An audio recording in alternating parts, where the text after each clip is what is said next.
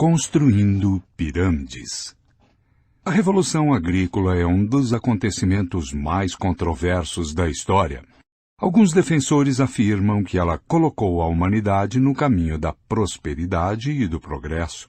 Outros insistem que a levou à perdição. Esse foi o ponto decisivo, afirmam, em que os sapiens abandonaram sua íntima simbiose com a natureza e correram rumo à ganância e à alienação. Qualquer que fosse a direção dessa estrada, não havia retorno. A agricultura permitiu que as populações aumentassem de maneira tão rápida e radical que nenhuma sociedade agrícola complexa poderia se sustentar novamente se voltasse a se dedicar à caça e à coleta. Por volta de 10.000 a.C., antes da transição para a agricultura, a Terra era o lar de 5 a 8 milhões de caçadores-coletores nômades. No século I, restavam apenas de 1 a 2 milhões de caçadores-coletores, principalmente na Austrália, na América e na África. Mas os 250 milhões de agricultores no mundo fizeram com que esse número continuasse diminuindo.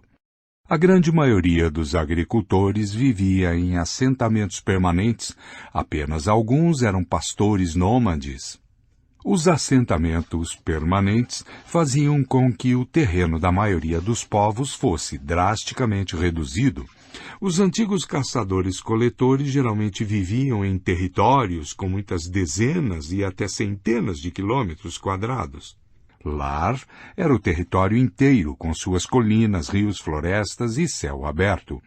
Os camponeses, por sua vez, passavam a maior parte de seus dias trabalhando um pequeno campo, ou pomar, e sua vida doméstica se centrava em uma estrutura apertada de madeira, pedra ou barro, medindo não mais do que algumas dezenas de metros, a casa. O camponês típico desenvolveu um vínculo muito forte com essa estrutura. Essa foi uma revolução de longo alcance, cujo impacto foi psicológico tanto quanto arquitetônico. Daí em diante, o vínculo com a minha casa e a separação dos vizinhos se tornaram o paradigma psicológico de uma criatura muito mais autocentrada. Os novos territórios agrícolas eram não só muito menores que os dos antigos caçadores-coletores, como também muito mais artificiais. Com a exceção do uso do fogo, os caçadores-coletores faziam poucas modificações deliberadas nas terras por onde perambulavam. Os agricultores, por outro lado, viviam em ilhas humanas artificiais que eles talhavam laboriosamente a partir da natureza ao redor. Eles derrubavam florestas, cavavam canais, limpavam campos, construíam casas, sulcavam a terra e plantavam árvores frutíferas em fileiras ordenadas. O habitat artificial resultante era destinado apenas aos humanos e suas plantas e animais, sendo muitas vezes delimitado por muros e cercas. As famílias de agricultores faziam tudo o que estava a seu alcance para manter distância de animais selvagens e ervas daninhas e impertinentes. Se tais intrusos conseguiam entrar, eram expulsos. Se persistiam, seus adversários humanos procuravam maneiras de exterminá-los. Erguiam-se defesas particularmente fortes ao redor da casa.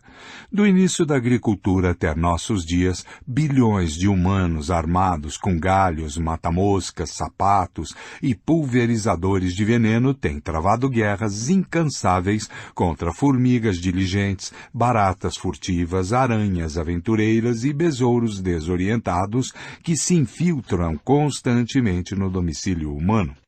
Durante a maior parte da história, esses enclaves feitos pelo homem permaneceram muito pequenos, cercados por extensões de natureza selvagem. A superfície do planeta mede cerca de 510 milhões de quilômetros quadrados, dos quais 155 milhões são terra. Em 1400, a grande maioria dos agricultores, junto com suas plantas e animais, se reunia em uma área de apenas 11 milhões de quilômetros quadrados, 2% da superfície da Terra. 2. Nota. Todos os outros lugares eram frios demais, quentes demais, secos demais, úmidos demais ou de alguma outra forma inadequados para o cultivo. Esses minúsculos 2% da superfície do planeta constituíam o palco em que a história se desenrolou. As pessoas tinham dificuldade de abandonar suas ilhas artificiais. Elas não podiam abandonar suas casas, campos e celeiros sem um grave risco de perdê-los. Além disso, com o passar do tempo, elas acumularam cada vez mais coisas, objetos não facilmente transportáveis que as prendiam ao local. Os antigos agricultores podem nos parecer miseráveis, mas uma família típica tinha mais artefatos que uma tribo inteira de caçadores-coletores. A chegada do futuro. Enquanto o espaço agrícola se reduziu, o tempo agrícola se expandiu. Os caçadores-coletores normalmente não perdiam muito tempo pensando no mês ou no verão seguinte. Os agricultores viajavam em sua imaginação anos e décadas no futuro. Os caçadores-coletores desconsideravam o futuro porque viviam do que havia disponível e somente com dificuldade conseguiam conservar alimentos ou acumular bens. É claro que eles faziam alguns planos.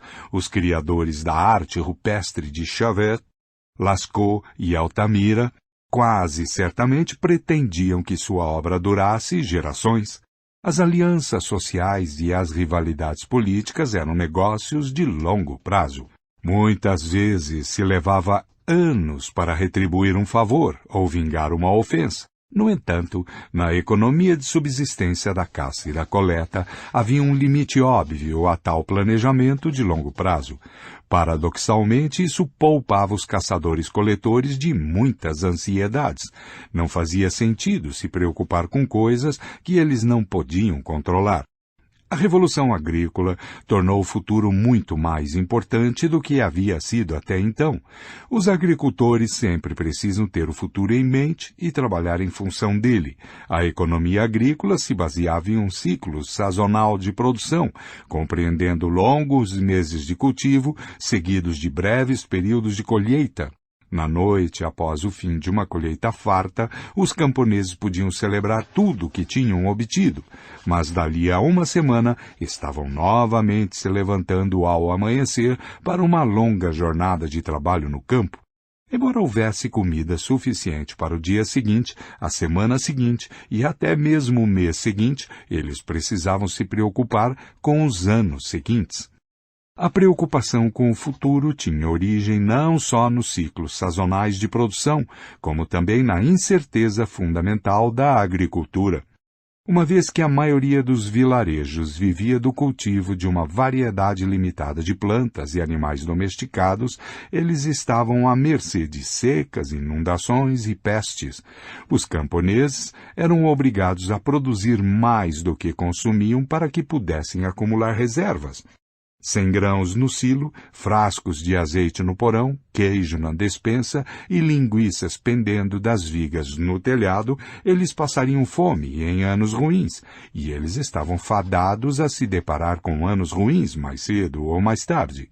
Um camponês vivendo com base na suposição de que não haveria anos ruins, não vivia por muito tempo. Em consequência, desde o advento da agricultura, as preocupações com o futuro se tornaram atores importantes no teatro da mente humana.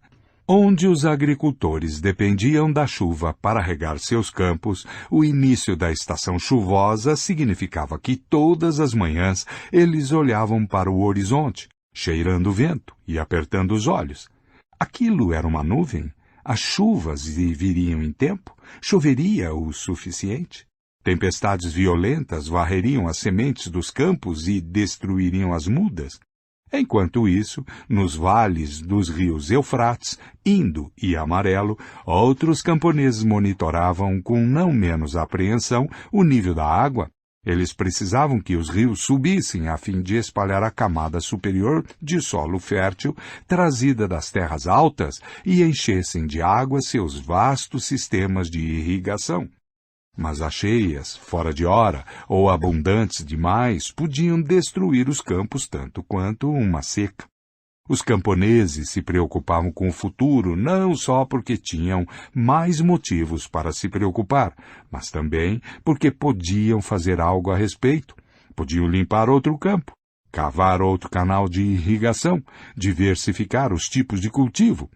O camponês ansioso era tão frenético e trabalhador quanto uma formiga cortadeira no verão, suando para plantar oliveiras cujo azeite seria prensado por seus filhos e netos, protelando até o inverno ou até o ano seguinte o consumo do alimento desejado no presente. O estresse representado pela agricultura teve consequências importantes. Foi a base dos sistemas políticos e sociais de grande escala. Infelizmente, mesmo trabalhando duro, os camponeses quase nunca alcançaram a segurança econômica futura que tanto ansiavam. Em toda parte brotaram governantes e elites, vivendo do excedente dos camponeses e deixando-os com o mínimo para a subsistência. Esses excedentes de alimento confiscados alimentaram a política, a guerra, a arte e a filosofia. Construíram palácios, fortes, monumentos e templos. Até o fim da Era Moderna, mais de 90% dos humanos eram camponeses que se levantavam todas as manhãs para trabalhar a terra com o suor da fronte. Os excedentes que produziam alimentavam a ínfima minoria das elites. Reis, oficiais do governo, soldados, padres, artistas e pensadores, que enchem os livros de história. A história é o que algumas poucas pessoas fizeram enquanto todas as outras estavam arando campos e carregando baldes de água. Uma ordem imaginada. Os excedentes de comida produzidos por camponeses, aliados à nova tecnologia de transportes, acabaram por permitir que cada vez mais pessoas se apinhassem primeiro em aldeias maiores, depois em vilarejos e, enfim, em cidades, todas as reunidas sob novos reinos e redes de comércio. Mas, para tirar vantagem dessas novas oportunidades, os excedentes de alimento e a melhoria no transporte não eram suficientes.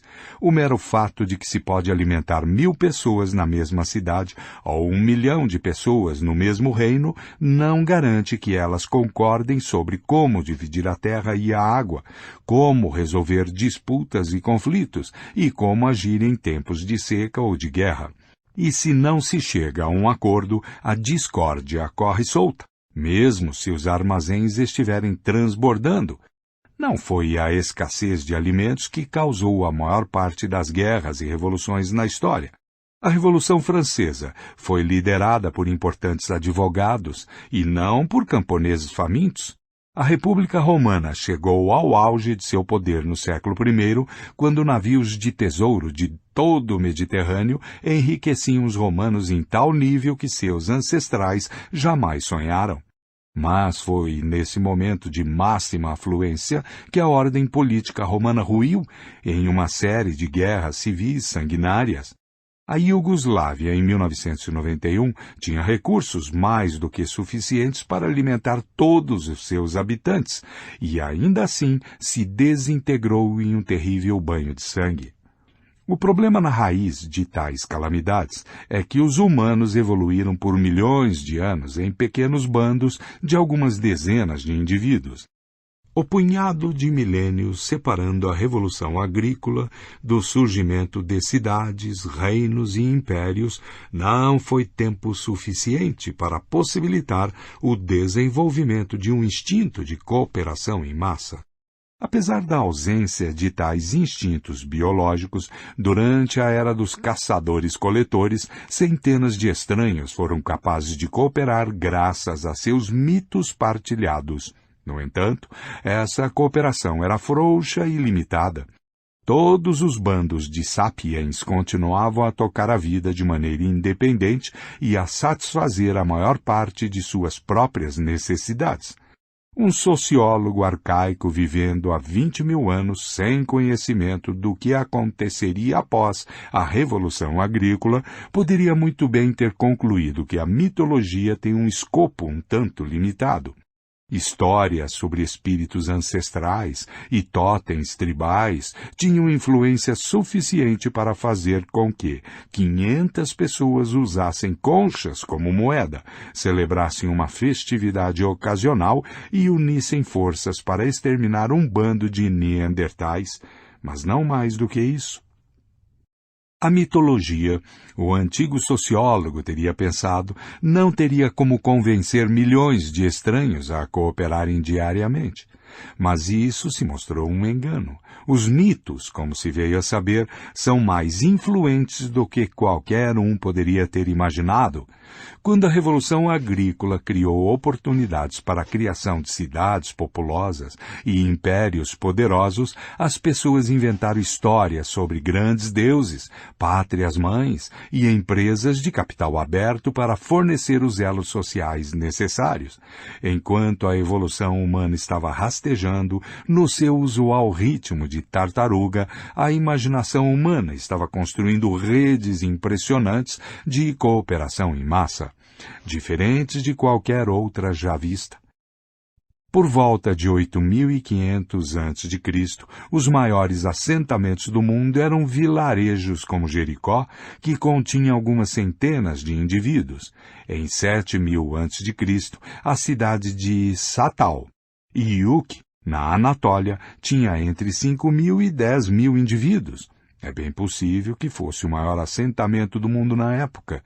Durante o quinto e quarto milênio antes de Cristo, cidades com dezenas de milhares de habitantes floresceram no crescente fértil, e cada uma delas tinha influência sobre muitos vilarejos nas proximidades.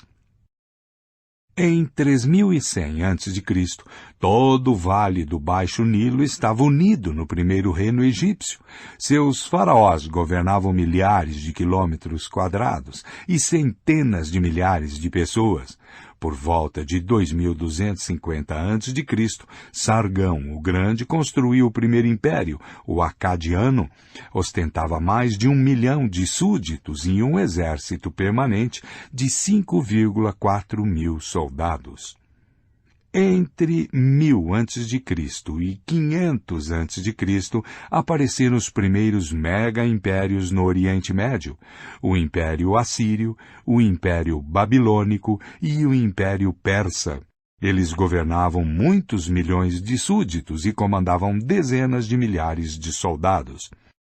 Em 221 a.C., a dinastia Qin unificou a China e, logo depois, Roma unificou a bacia do Mediterrâneo. Os impostos cobrados dos 40 milhões de súditos Qin financiavam um exército permanente de centenas de milhares de soldados e uma burocracia complexa que empregava mais de 100 mil oficiais. O Império Romano, em seu auge, arrecadava impostos de até 100 milhões de súditos.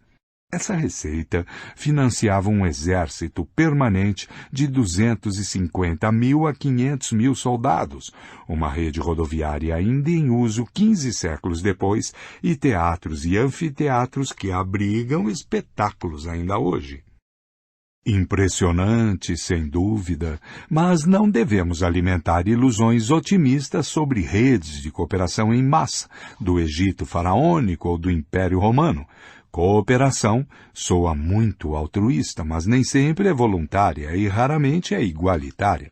A maior parte das redes de cooperação humana foi concebida para a opressão e a exploração. Os camponeses pagavam por tais redes de cooperação com seus preciosos excedentes de alimento, caindo em desespero quando o cobrador de impostos confiscava um ano inteiro de trabalho pesado com um único rabisco de sua pena. Os famosos anfiteatros romanos foram quase todos construídos por escravos para que romanos ricos e ociosos pudessem assistir outros escravos se enfrentarem nos odiosos combates de gladiadores. Até mesmo as prisões e os campos de concentração são redes de cooperação e só podem funcionar porque milhares de estranhos conseguem, de algum modo, coordenar suas ações. Todas essas redes de cooperação, das cidades da antiga Mesopotâmia aos impérios Qin e Romano, foram ordens imaginadas. As normas sociais que as sustentavam não se baseavam em instintos arraigados nem em relações pessoais, e sim na crença em mitos partilhados. Como os mitos podem sustentar impérios inteiros? Já discutimos um desses exemplos, a Peugeot. Examinemos dois dos mitos mais conhecidos da história, o Código de Hammurabi, de aproximadamente 1776 a.C., que serviu como um manual de cooperação para centenas de milhares de babilônios na antiguidade. E a Declaração de Independência dos Estados Unidos, de 1776, que ainda hoje serve como um manual de cooperação para centenas de milhões de norte-americanos. Em 1776 a.C., a Babilônia era a maior cidade do mundo. O Império Babilônico era provavelmente o maior do mundo, com mais de 1 milhão de súditos. Governava a maior parte da Mesopotâmia, incluindo quase todo o território do atual Iraque e partes da Síria e do Irã. O mais famoso rei babilônico foi Hammurabi. Sua fama se deve principalmente ao texto que recebe seu nome, o Código de Hammurabi. Este foi uma coleção de leis e decisões judiciais cujo objetivo era apresentar Hammurabi como modelo de um rei justo, servir como base para um sistema jurídico mais uniforme em todo o Império Babilônico e ensinar às gerações futuras o que é justiça e como age um rei justo. As gerações futuras prestaram atenção. A elite intelectual e burocrática da antiga Mesopotâmia canonizou o texto, e escribas aprendizes continuaram a copiá-lo muito depois de Hammurabi morrer e de seu império cair em ruína. O Código de Hammurabi é, portanto, uma boa fonte para entender o antigo ideal de ordem social dos mesopotâmios. 3. Nota.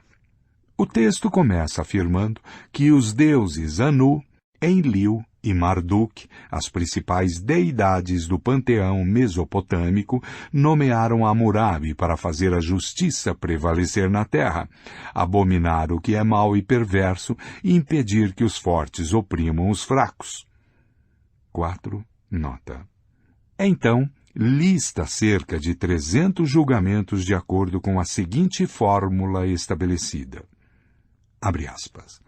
Se tal e tal coisa acontecer, tal é o julgamento. Fecha aspas. Por exemplo, os julgamentos 196, 199, 209 e 214 afirmam, 196. Se um homem superior arrancar o olho de outro homem superior, deverá ter seu olho arrancado. 197. Se ele quebrar o osso de outro homem superior, deverá ter seu osso quebrado. 198. Se ele arrancar o olho de um homem comum ou quebrar o osso de um homem comum, deverá pagar 60 siclos de prata. 199. Se ele arrancar o olho do escravo de um homem superior ou quebrar o osso do escravo de um homem superior, deve pagar metade do valor do escravo, em prata. 5. Nota. 209. Se um homem superior bater em uma mulher superior e a fizer abortar, deverá pagar 10 ciclos de prata pelo feto. 210. Se essa mulher morrer, a filha dele deverá ser morta. 211. Se ele bater em uma mulher comum e a fizer abortar, deverá pagar 5 ciclos de prata. 212. Se essa mulher morrer, ele deverá pagar 30 ciclos de prata. 213. Se ele bater em uma escrava e a fizer abortar, deverá pagar 2 ciclos de prata. 214. Se essa escrava morrer, ele deverá pagar 20 ciclos de prata. 6. Nota. Depois de listar seus julgamentos, Hammurabi declara novamente que essas são as justas leis que Hammurabi, o rei sábio, estabeleceu e por meio delas conduziu a terra no caminho da verdade e da retidão. Reticências. Eu sou Hammurabi, Rei nobre, não me eximi da minha responsabilidade para com a humanidade, entregue a meus cuidados pelo rei Enlil, e de cuja condução Deus Marduk me encarregou. 7. Nota. O Código de Hammurabi afirma que a ordem social babilônica tem origem em princípios universais e eternos de justiça ditados pelos deuses. O princípio de hierarquia é de suma importância. De acordo com o Código, as pessoas estão divididas em 2 gêneros e 3 classes: os superiores, os comuns e os escravos. Os membros de cada gênero e classe têm valores diferentes. A vida de uma mulher comum vale 30 ciclos de prata e a de uma escrava 20 ciclos de prata, ao passo que o olho de um homem comum vale 60 ciclos de prata. O Código também estabelece uma hierarquia estrita no interior das famílias, de acordo com a qual as crianças não são pessoas independentes, e sim propriedade de seus pais. Portanto, se um homem superior matar a filha de outro homem superior, a filha do assassino deve ser executada em punição. Para nós pode parecer estranho que o assassino permaneça incólume enquanto sua filha inocente é morta, mas para Hammurabi e os babilônios isso parecia perfeitamente justo. O Código de Hammurabi se baseava na premissa de que, se todos os súditos do rei aceitassem sua posição na hierarquia e agissem de acordo com ela, 1 milhão de habitantes do império seria capaz de cooperar de maneira eficaz. Sua sociedade poderia, então, produzir alimentos suficientes para seus membros, distribuí-los de forma eficaz, se proteger dos inimigos e expandir seu território a fim de obter mais riqueza e segurança. Aproximadamente 3,5 mil anos após a morte de Hammurabi, os habitantes de 13 colônias britânicas na América do Norte consideraram que o rei da Inglaterra os estava tratando de maneira injusta. Seus representantes se reuniram na cidade de Filadélfia em 4 de julho de 1776. As colônias declararam que seus habitantes já não eram súditos da coroa britânica. Sua declaração de independência proclamou princípios universais e eternos de justiça que, como os de Hammurabi, foram inspirados por um poder divino. No entanto, o princípio mais importante ditado pelo Deus americano era bem diferente do princípio ditado pelos deuses da Babilônia. A Declaração de Independência dos Estados Unidos afirma o seguinte: consideramos estas verdades evidentes por si mesmas, que todos os homens são criados iguais, que são dotados por seu Criador de certos direitos inalienáveis, que entre estes estão a vida, a liberdade e a procura de felicidade. Como o Código de Hammurabi, o documento fundacional norte-americano promete que, se os humanos agirem de acordo com seus princípios sagrados, milhões deles serão capazes de cooperar de maneira eficaz, vivendo em paz e segurança em uma sociedade justa e próspera. Como o Código de Hammurabi, a Declaração de Independência dos Estados Unidos foi não só um documento de seu tempo e lugar, também foi aceita por gerações futuras. Há mais de 200 anos, as crianças nas escolas norte-americanas a copiam e aprendem de cor. Os 2 textos nos apresentam um dilema óbvio. Tanto o Código de Hammurabi quanto a Declaração de Independência dos Estados Unidos afirmam definir princípios universais e eternos de justiça. Mas, de acordo com os norte-americanos, todas as pessoas são iguais e, conforme os babilônios, as pessoas são decididamente desiguais. Os norte-americanos diriam, é claro, que eles estão certos e que Hammurabi está errado. Hammurabi naturalmente retorquiria que ele está certo e que os norte-americanos estão errados. Na verdade, ambos estão errados. Tanto Hammurabi quanto os pais fundadores dos Estados Unidos imaginaram uma realidade governada por princípios universais e imutáveis de justiça, como igualdade ou hierarquia. Mas o único lugar em que tais princípios universais existem é na imaginação fértil dos sapiens e nos mitos que eles inventam e contam uns aos outros. Esses princípios não têm nenhuma validade objetiva. É fácil para nós aceitar que a divisão das pessoas em superiores e comuns é produto da imaginação. Mas a ideia de que todos os humanos são iguais também é um mito. Em que sentido todos os humanos são iguais uns aos outros? Existe alguma realidade objetiva fora da imaginação humana em que somos verdadeiramente iguais? Todos os humanos são iguais do ponto de vista biológico? Tentamos traduzir a frase mais famosa da Declaração de Independência dos Estados Unidos em termos biológicos. Consideramos estas verdades evidentes por si mesmas, que todos os homens são criados iguais, que são dotados por seu Criador de certos direitos inalienáveis, que entre estes estão a vida, a liberdade e a procura de felicidade. De acordo com a ciência da biologia, as pessoas não foram criadas, entre aspas, elas evoluíram, e certamente não evoluíram para ser iguais, entre aspas. A ideia de igualdade está intrinsecamente ligada à ideia de criação. Os norte-americanos tiraram a ideia de igualdade do cristianismo, que afirma que todo indivíduo tem uma alma de origem divina e que todas as almas são iguais diante de Deus.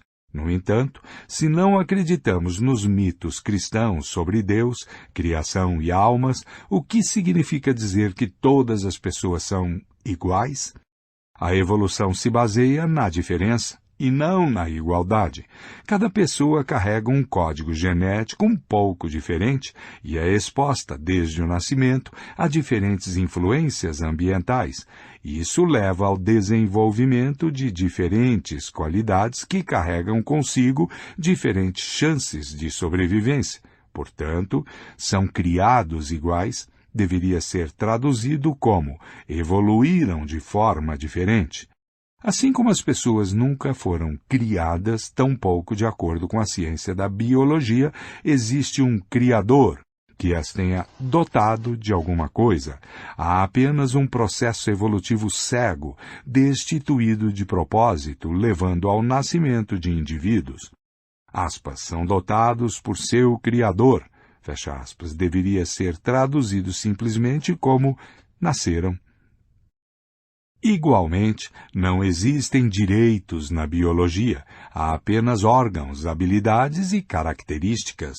Os pássaros voam não porque têm o direito de voar, mas porque têm asas, e não é verdade que esses órgãos, habilidades e características são inalienáveis.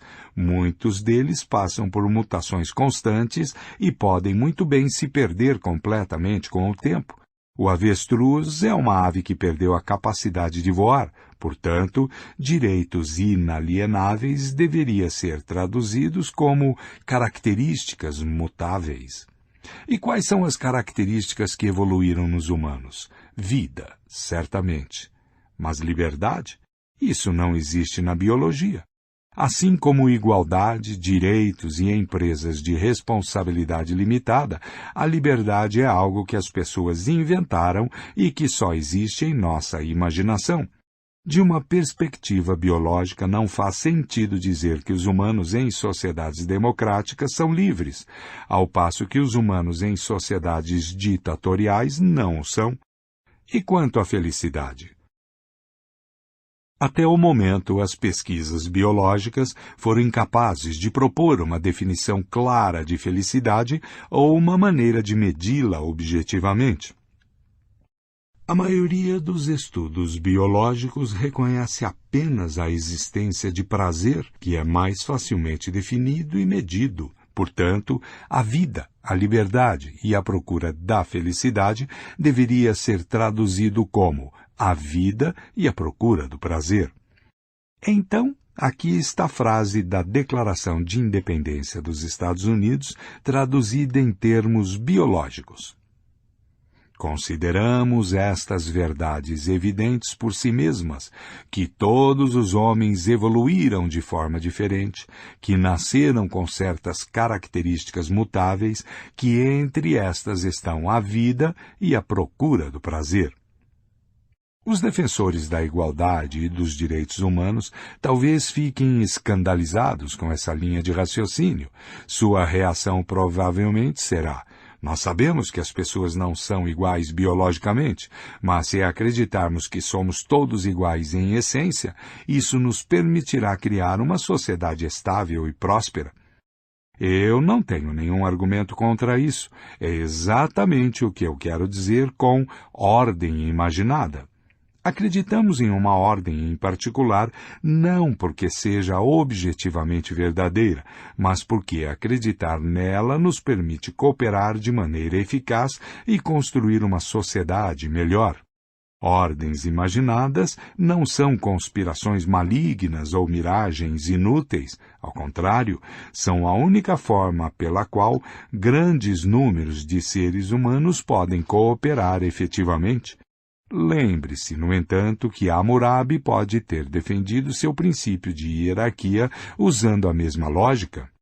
Eu sei que homens superiores, comuns e escravos não são tipos de pessoas inerentemente diferentes, mas se acreditarmos que são, isso nos permitirá criar uma sociedade estável e próspera.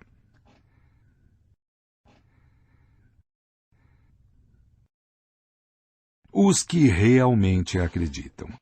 É provável que alguns leitores tenham se contorcido na cadeira ao ler os parágrafos anteriores.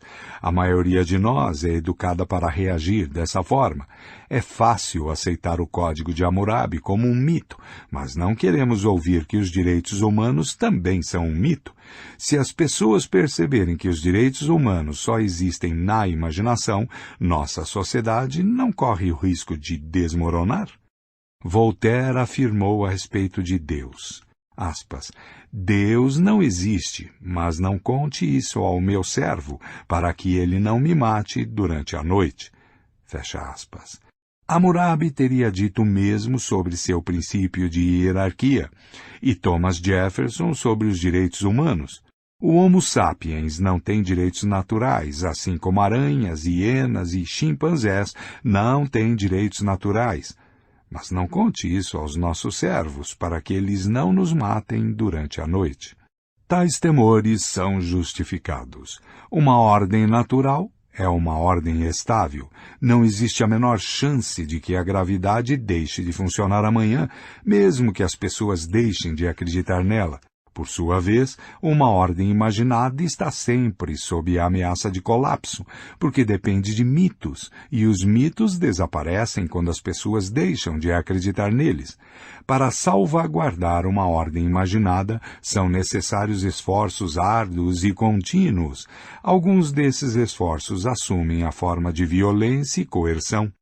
Exércitos, forças policiais, tribunais e prisões estão o tempo todo em ação, forçando as pessoas a agirem de acordo com a ordem imaginada.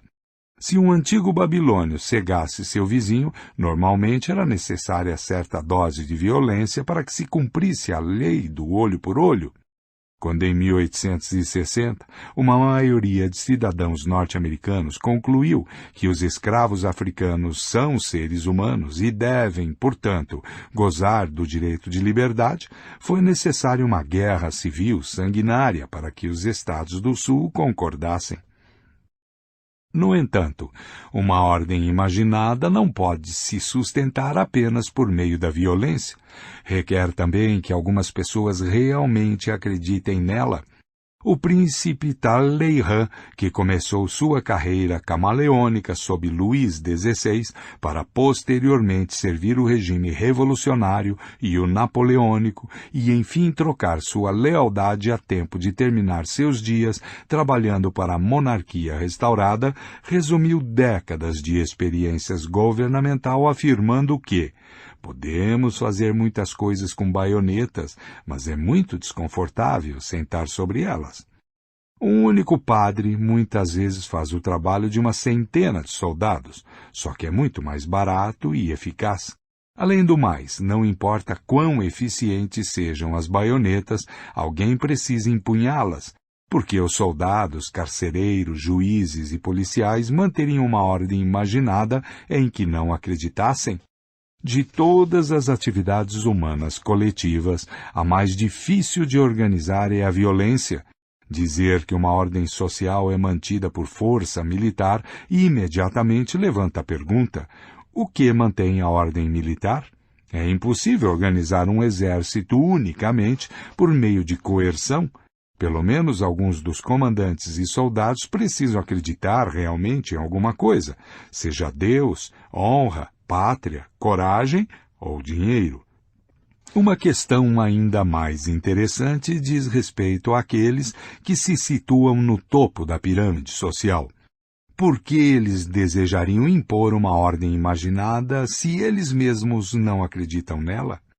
É muito comum argumentar que a elite pode fazer isso por ganância cínica, mas um cínico que não acredita em nada dificilmente é ganancioso.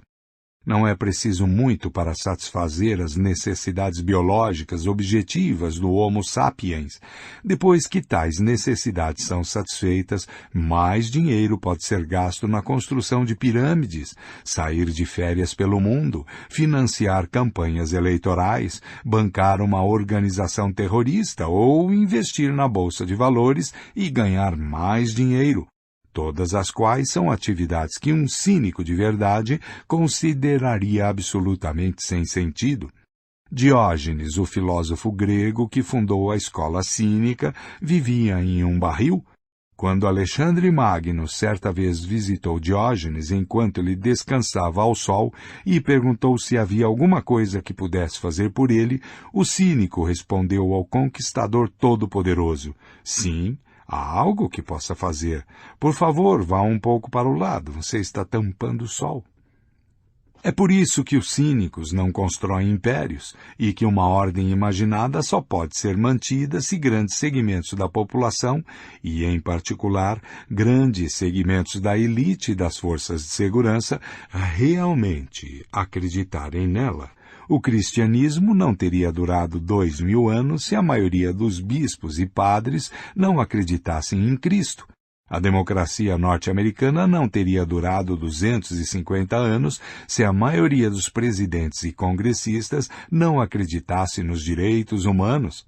O sistema econômico moderno não teria durado um único dia se a maioria dos investidores e banqueiros não acreditasse no capitalismo.